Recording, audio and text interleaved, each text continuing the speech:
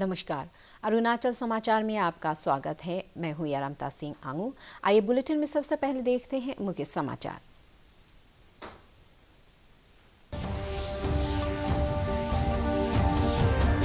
Covid टीकाकरण पर प्रधानमंत्री नरेंद्र मोदी ने सभी राज्यों के मुख्यमंत्री और केंद्र शासित प्रदेशों के उपराज्यपालों के साथ की वर्चुअल बैठक। कहा, प्राथमिकता के आधार पर देश भर में लगाया जाएगा कोविड का टीका। पहले चरण में फ्रंटलाइन वर्कर्स के टीकाकरण का खर्च वहन करेगी सरकार।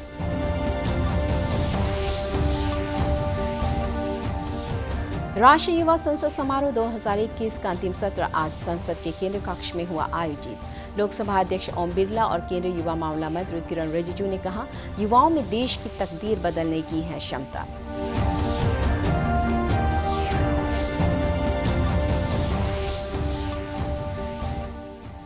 राज्य के स्वास्थ्य मंत्री आलो लिबांग ने अपर सियांग जिले के यमुना नदी पर बने पराग स्टील आर्क ब्रिज का किया उद्घाटन। कहा, आत्मनिर्भर भारत मिशन की सफलता के लिए सरकार दे रही है बुनियादी सुविधाओं के विस्तार को प्राथमिकता।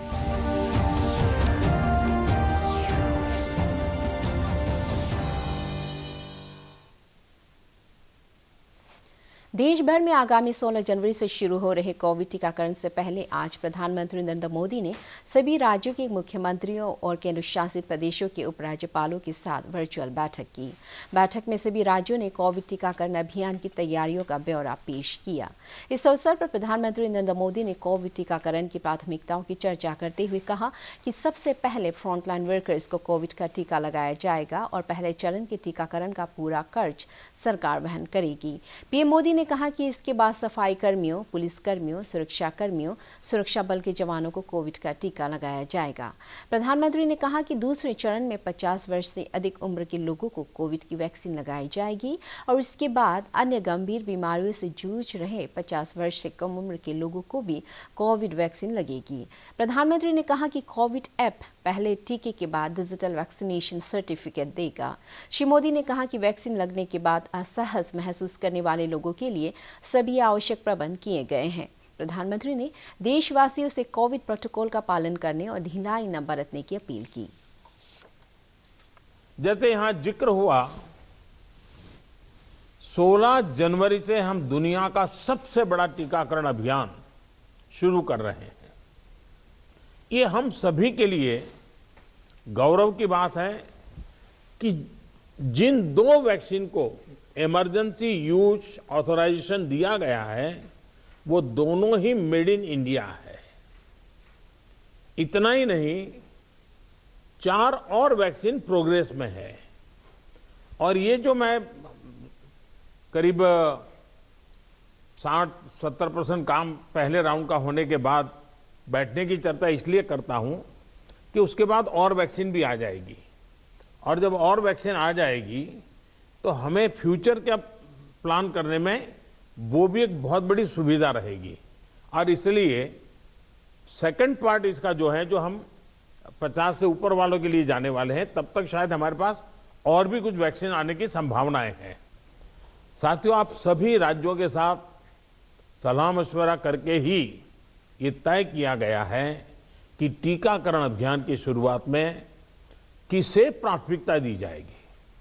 हमारी कोशिश सबसे पहले उन लोगों तक कोरोना वैक्सीन पहुंचाने की है जो देशवासियों की स्वास्थ्य सुरक्षा में जुटे हुए हैं, जो हमारे हेल्थ वर्कर्स हैं, सरकारी हो या प्राइवेट, पहले उनको टीका लगाया जाएगा।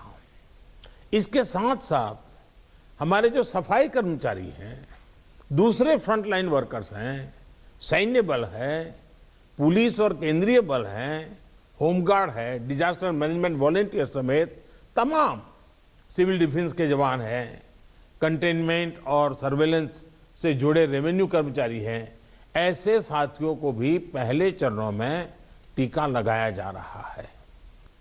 साथियों, इस टीकाकरण अभियान में सबसे अहम उनकी पहचान और मॉनिटरिंग का है जिनको टीका लगाना है। इसके लिए आधुनिक टेक्नोलॉजी का उपयोग करते हुए कोविन नाम का एक डिजिटल प्लेटफॉर्म भी बनाया गया है। आधार की मदद से लाभार्थियों की पहचान भी की जाएगी और उनको दूसरी डोज समय पर मिले, ये भी सुनिश्चित किया जाएगा।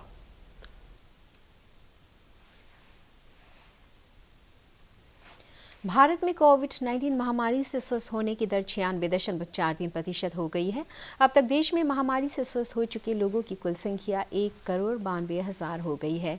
इलाज करा रहे रोगियों की कुल संख्या 2,22,000 रह गई है। पिछले 24 घंटों में 16,311 नए मामले दर्ज किए गए और देश में इस महामारी से 161 कोविड रोगियों की मौत हुई है। इधर अरुणाचल प्रदेश में पिछले 24 घंटे में कोविड-19 के 5 नए मामले दर्ज किए गए हैं और 3 रोगी स्वस्थ हुए हैं। प्रदेश में कोविड के सक्रिय मामलों की संख्या 66 हो गई है और कोविड रिकवरी दर 99.27 है। रविवार को दर्ज किए गए कोविड के नए मामलों में ईटानगर राजधानी क्षेत्र से 3, लेपारादा और लोअर सियांग जिले से एक मामले शामिल है। राष्ट्रीय युवा संसद समारोह 2021 का अंतरिम सत्र आज संसद के केंद्रीय कक्ष में आयोजित किया गया। राज्यों और केंद्र शासित प्रदेशों के 84 विजेताओं को संसद के केंद्रीय कक्ष में लोकसभा अध्यक्ष ओम बिरला, राज्यसभा के उपसभापति, केंद्रीय युवा मामला और खेल मंत्री किरण रिजिजू और अन्य गणमान्य लोगों के सामने उपस्थित होने का अवसर प्राप्त हुआ। राष्ट्रीय स्तर के 29 विजेताओं को राष्ट्रीय निर्णायक मंडल के समक्ष बोलने का अवसर मिला। निर्णायक मंडल में राज्यसभा सदस्य रूपा गांगुली, लोकसभा सांसद परवेश साहिब सिंह और जाने माने पत्रकार प्रफुल्ल केतकर शामिल थे। केंद्रीय मंत्री किरण रिजिजू ने इस अवसर पर कहा कि नौजवान प्रतिभागियों के लिए संसद के केंद्रीय कक्ष में आयोजित राष्ट्रीय युवा संसद समारोह में लोकसभा अध्यक्ष ओम बिरला के समक्ष बोलना जीवन भर का यादगार अनुभव था। प्रधानमंत्री नरेंद्र मोदी कल दूसरे राष्ट्रीय युवा संसद महोत्सव के समापन समारोह को वीडियो कॉन्फ्रेंसिंग के जरिए संबोधित करेंगे। प्रधानमंत्री इस अवसर पर युवाओं से बातचीत भी करेंगे। राष्ट्रीय युवा संसद महोत्सव के आयोजन का उद्देश्य 25 वर्ष तक के नौजवानों के विचारों को जानना है। यही नौजवान भविष्य में सार्वजनिक सेवाओं सहित विभिन्न क्षेत्रों में कार्य करेंगे। सीमा पर रख और किसान अन्न उत्पादन का काम कर रहा। बहादुर शास्त्री जी का नारा था कि खाद्यान्न में आत्मनिर्भर बने। प्रधानमंत्री का नारा है भारत आत्मनिर्भर, इस दिशा की ओर। दोस्तों, सब के रूप में संसद भवन के ऐतिहासिक केंद्रीय कक्ष में जहां 14 को से ने सत्ता प्राप्त की, माननीय उदय लोकसभा जी, उत्पल कुमार सिंह जी, युवा कार्यक्रम विभाग शर्मा जी, महोत्सव का उद्देश्य देश में प्रतिभा दिखाने के लिए करना है, जहां युवा अनौपचारिक रूप से ज्ञान प्रदान कर सके और आर्थिक विशेषताओं को युवा उत्साह महोत्सव का थीम है नई भारत में है। इसका उद्देश्य भारत के सार साकार करना है। केंद्र राज्य सरकारों और की भागीदारी से आयोजन कर रही हैं। 8 विधाओं में आयोजन हुआ है। नवीन कार्यक्रम का भी, जैसे Uttarakhand alpine skill climb, Arunachal Pradesh में हर ट्रैक, सिक्किम में स्काई डाइविंग ट्रायल, सूर्य नमस्कार रिले का मिशन माउंटेन पर्वतारोहण में यहाँ सरकार फिट इंडिया मूवमेंट का भी माननीय प्रधानमंत्री जी ने अगस्त 2019 शुरुआत की ताकि अभिन्न अंग बनाया जा सके। राज्य के स्वास्थ्य मंत्री आलो लिबांग ने रविवार को अपर सियांग जिले के यामने नदी पर बने पडाक स्टील आर्क ब्रिज का उद्घाटन किया। अपने संबोधन में श्री लिबांग ने कहा कि कोविड-19 महामारी की चुनौतियों के बावजूद राज्य सरकार त्वरित गति से विकास कार्य को पूरा करने के लिए कदम उठा रही है। उन्होंने कहा कि इस पुल के बनकर तैयार हो जाने से मारियांगे को विधानसभा क्षेत्र के दूर दराज के गांव को आवागमन में सुविधा होगी। श्री लिबांग ने कहा कि आत्मनिर्भर भारत मिशन के तहत स्वरोजगार के अवसर बढ़ाने और स्थानीय उत्पादन के विपणन में सहायता के लिए सरकार सड़क संपर्क को मजबूत करने को प्राथमिकता दे रही है।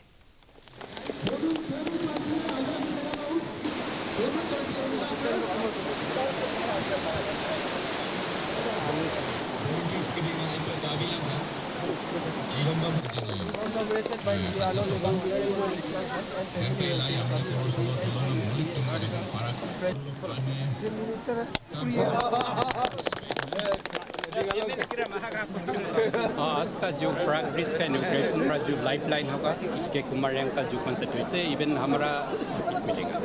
ये जो केकु कृपा पोस्ट जाने केकु जाने वाला भी और यहाँ पे कारण से हमारा जो सिर्फ इंटीरियर जैसा में हमारा जो कातन वो अभी इंटीरियर नहीं है।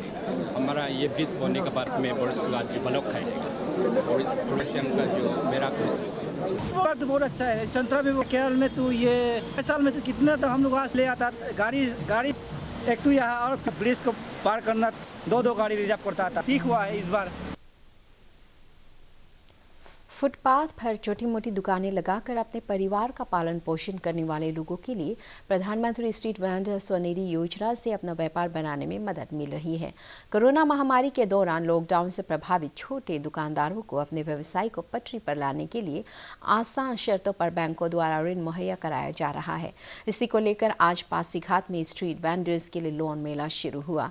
इस मेले के दौरान दुकानदारों को पीएम स्वनिधि योजना के बारे में जानकारी दी गई और इसके तहत लोन लेने के इच्छुक व्यवसायियों को आवेदन पत्र मुहैया कराया गया।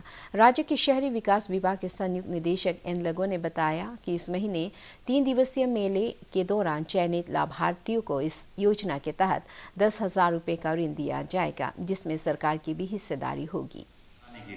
उसका बिजनेस को दोबारा शुरू कराने के लिए भारत सरकार ने एक स्कीम लॉन्च किया है, जिसका नाम है PM street vendors Atmanirbhar Nidhi scheme. उस स्कीम के तहत हर स्ट्रीट वेंडर्स को 10,000 का लोन दिया जाएगा। उसका जितना भी इंटरेस्ट है, उसका टोटल इंटरेस्ट से 7% जो इंटरेस्ट है वो गवर्नमेंट ऑफ इंडिया पेमेंट कर देगा on behalf of the street vendors. Itanagar में भी आज प्रधानमंत्री स्वनिधि योजना के अंतर्गत स्ट्रीट वेंडर्स के लिए सोशियो इकोनॉमिक प्रोफाइल तैयार करने और डिजिटल पेमेंट विषय पर प्रशिक्षण कार्यक्रम आयोजित किया गया। इस अवसर पर ईटानगर शहरी निकाय द्वारा भारतीय स्टेट बैंक ईटानगर क्षेत्र कार्यालय द्वारा आयोजित इस प्रशिक्षण कार्यक्रम में स्ट्रीट वेंडर्स को अपने व्यवसाय को बढ़ाने के लिए डिजिटल पेमेंट की प्रक्रिया और इसमें किसी भी तरह की धोखाधड़ी से बचने के लिए आवश्यक टिप्स दिए गए। भारतीय स्टेट बैंक ईटानगर के lead district manager Ranjit Singh ने स्ट्रीट वेंडर्स को डिजिटल व्यवसाय के फायदे के बारे में भी जानकारी दी। उन्होंने बताया कि पीएम स्ट्रीट वेंडर्स योजना के तहत छोटे व्यवसायियों को आसान शर्तों पर ऋण मुहैया कराने के लिए सभी आवश्यक कदम उठाए गए हैं। इसके तहत ठेले वाले दुकानदार, नाई की दुकान, मोची, पान की दुकान, लॉन्ड्री सेवाओं को भी शामिल किया गया है। We are giving trust to street vendors, and for this is doing they are sending online. And bank can sanction at 15 minutes. That banks do not sanction now. That documents are defective. But now then this is on and we sanction. राज्य में पर्यटन को बढ़ावा देने के लिए नदियों के किनारे साहसिक और राज्य के जनजातीय खान पान पर आधारित पर्यटन उत्सव को बढ़ावा दिया जा रहा है। इसी के तहत राज्य के स्वास्थ्य मंत्री और स्थानीय विधायक आलो लिबांग ने अपर सियांग जिले के यिंगक्योंग में सियांग नदी के किनारे मेते मेकोंग साहसिक पर्यटन महोत्सव का शुभारंभ किया। उन्होंने कहा कि राज्य के सभी जिलों में साहसिक पर्यटन की अपार संभावनाएं हैं और इस तरह नए स्थलों पर महोत्सव के आयोजन से पर्यटकों को राज्य की अनोखी संस्कृति और रमणीय पर्यटन स्थलों को देखने का अवसर मिलेगा। कोशिश कर रहा है ये अपर सियांग में टूरिज्म को प्रमोट करना। हम लोग जो पहले विपरीत चावल होने से पुराना जमाना में राजा ने उसको वो स्टॉल लगा हुआ है, उसका खरीदने वाला खरीद सकता है। उसके बाद में है खाने का है सब। ये हम लोग का आका जनजाति का प्रमुख त्यौहार सारोक आज राज्य भर में पारंपरिक हर्षोल्लास के साथ मनाया जा रहा है। राज्यपाल डॉक्टर बी.डी. मिश्रा और मुख्यमंत्री पेमा खांडू ने प्रदेशवासियों को सारोक त्यौहार की शुभकामनाएं दी है। अपने संदेश में राज्यपाल ने कहा है कि सारोक फेस्टिवल आका जनजाति में प्रकृति के प्रति लगाव को दर्शाता है। श्री मिश्रा ने कहा कि यह त्यौहार सामाजिक सांस्कृतिक मूल्यों को दर्शाता है। मुख्यमंत्री ने अपने संदेश में कहा है कि आका जनजाति का यह त्यौहार लोगों को प्रकृति की रक्षा और आपसी भाईचारे का संदेश देता है। उन्होंने प्रदेश के सभी समुदायों के बीच शांति, सौहार्द और प्रगति की कामना की है। पशु चिकित्सकों ने देश के कई राज्यों में बर्ड फ्लू के संक्रमण के मद्देनजर लोगों से अंडा या मुर्गी और बत्तख के मीट को अच्छी तरह पकाकर खाने की सलाह दी है। उनका कहना है कि रोस्टेड मीट और अंडे के अधपके ऑमलेट या कच्चा अंडा लोगों के स्वास्थ्य के लिए हानिकारक हो सकता है और इससे पक्षियों से मनुष्य में बर्ड फ्लू बीमारी के संक्रमण का खतरा बढ़ जाता है। स्वास्थ्य विशेषज्ञों ने मुर्गी पालकों से अचानक बड़ी संख्या में मुर्गियों की बीमार होने और उनके मरने की सूचना तुरंत पशु विभाग को देने की अपील की है, ताकि बर्ड फ्लू बीमारी के संक्रमण को फैलने से प्रभावी तरीके से रोका जा सके। उसको प्रॉपर होना चाहिए, कच्चा अंडा नहीं खाएं, हाफ बॉयल एग भी नहीं खाएं। हो गया है, संक्रमण हो गया है, मर गए, तो आपको डिस्पोज ऑफ करना है। आपको करना है जहां भी वेटनरी डॉक्टर का, प्राइवेट हॉस्पिटल है, गवर्नमेंट डॉक्टर है या वाइल्ड एलिमेंट के लोग हैं, उनको सूचना देनी तो है, डिस्पोजल नहीं करना। अरुणाचल समाचार के आज के अंक में इतना ही। जाने से पहले आप सभी से अनुरोध है कि कोविड-19 के दिशा निर्देशों का पालन करें, हमेशा मास्क लगाएं, बार बार हाथ धोएं और सोशल डिस्टेंसिंग के नियमों को मानें। हम कल फिर हाजिर होंगे अरुणाचल और देश दुनिया की खबरों के साथ। चलते चलते आपको बता दें, आप अरुणाचल समाचार हमारे YouTube channel DD news Arunachal पर भी देख सकते हैं। देखते रहिए अरुण प्रभा। नमस्कार।